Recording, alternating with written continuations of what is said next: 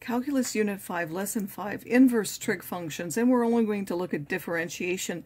Integration is beyond this class. So we want to find derivatives of the inverse trig functions, and I'll remind you that you can either use one of these two notations, either the arcsin or the inverse sign, but it's not 1 over the sign, so that's an inverse function. The arccosine or the inverse cosine, arctangent, and so on, if and only of those, and they each have a restricted domain.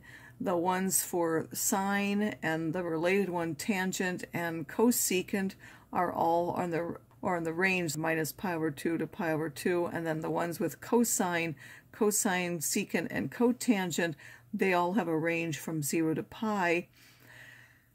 And of course you can only put in numbers from -1 to 1 for sine and cosine. For tangent and cotangent you can put any number in there, and for the secant and the cosecant they're numbers that are bigger than or equal to 1.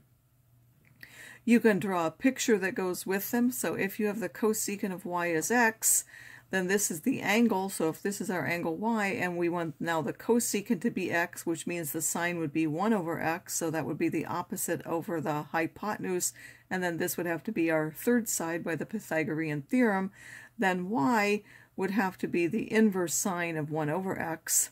So now the derivative rules, and I used to think these were hard to remember, but in many ways they're not, because they're all going to give you the reciprocal of the derivative of the related function. So we know that the derivative of the sine is the cosine, so the derivative of the arcsine is 1 over the cosine, and which will be written in some way like this. So you'll always be able to figure out what it is from your picture, and I'll look at that for one of them in a minute to show you how these come. But if the sine is x, then whatever angle that is, this will end up being the cosine square root of 1 minus x squared. And if we take the derivative of the cosine, it will be 1 over what? Well, what's the derivative of the cosine is minus the sine, so that would have a minus the sine in the bottom, which will now, if we drew the picture out and did it, it will be minus 1 over the square root of 1 minus x squared. The derivative of the tangent is the secant squared, so it will be 1 over that secant squared, which again, if you draw it out, if the tangent of the angle is x, then if we use the secant squared of that angle, we would get 1 over 1 plus x squared. And I'm not going to go through all of those. I will allow you to have these in the test, but you might be required to remember these in a calculus class in the university. So I want you to know that it's a way of remembering them. The derivative of the cotangent is minus the cosecant squared, so we'll get 1 over minus the cosecant squared of the angle that would have a cotangent of x, and so on for all of these. And if you have a function in there, remember that you have to multiply by its derivative when you take the derivative. And I'll just prove this for the first one. How do we end up with this? If we know y is the arcsine of x, means that the sine of y is equal to x. So this is our angle, and this is the side ratio. So we want to look at the angle so that the sine is x. This should be x. This should be 1. So the sine of this is x, and this is 1. And then when we take the derivative now of that, if we look at this, if the sine of y is x, then the derivative of this would have to be the derivative of this.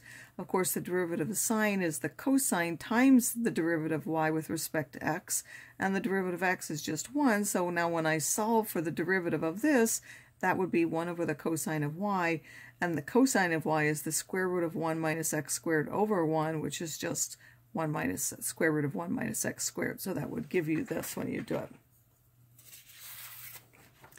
And now how could I write something like this in algebraic form? We first look, this is an angle, so the angle has an arcsine of 2x, means that if we take the sine of this angle has to be equal to 2x, so that would be 2x over 1 in the picture, and then this would be the third side.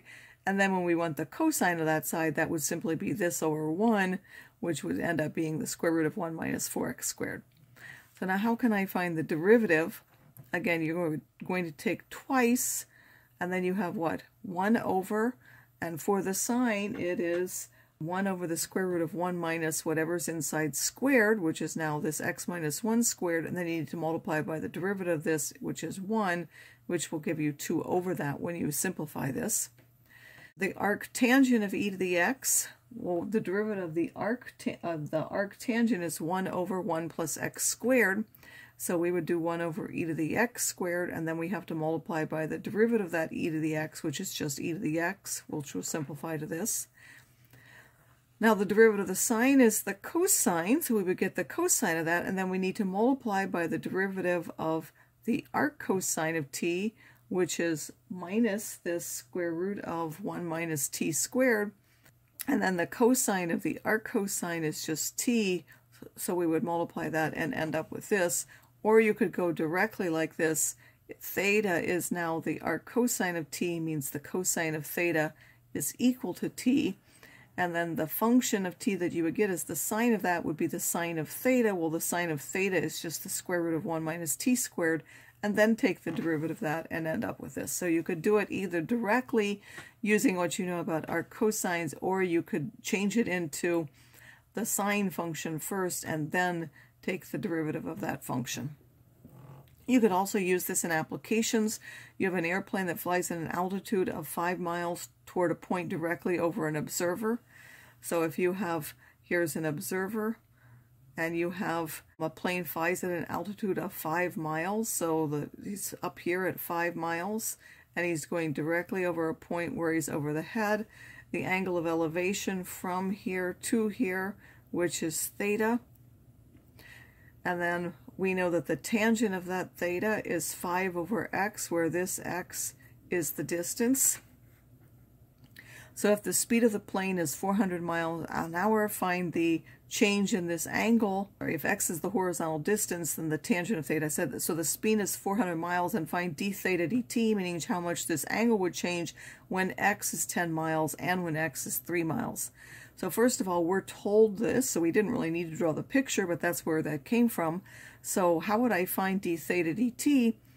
I have to, of course, find the derivative of this, and we know if theta is this, then we know what? Theta is the arctangent of, so we take the inverse tangent of both sides, it's the arctangent of 5 over x. So the derivative of the arctangent, which is what I'm doing here, is 1 over whatever is inside there squared, and then because that's a function, I have to also multiply by its derivative, which is minus 5 over x squared, and then because x is a function of t, by the chain rule, I also need to put its derivative, dx dt, where dx dt was given us that this is minus 400 miles, because the distance is decreasing. We know that it's coming towards that observer.